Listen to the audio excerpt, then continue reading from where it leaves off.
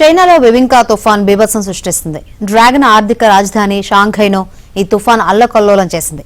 75 ఏళ్లలో ఎన్నడూ లేని విధంగా చైనాను బెబింకా వణికిస్తోంది. గంటకు 151 కిలోమీటర్ల వేగంతో తుఫాను విజృంభించింది. నిన్నటి నుంచే వందల విమానాలు రద్దయ్యాయి.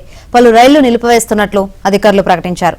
దీంతో ప్రజా జీవితం అస్తవ్యస్తమైంది. 1949లో టైఫూన్ గ్లోరియా తర్వాత షాంఘైను తాకిన అతిపెద్ద తుఫాను ఇదేనని వాతావరణ శాఖ అధికారులు వెల్లడించారు.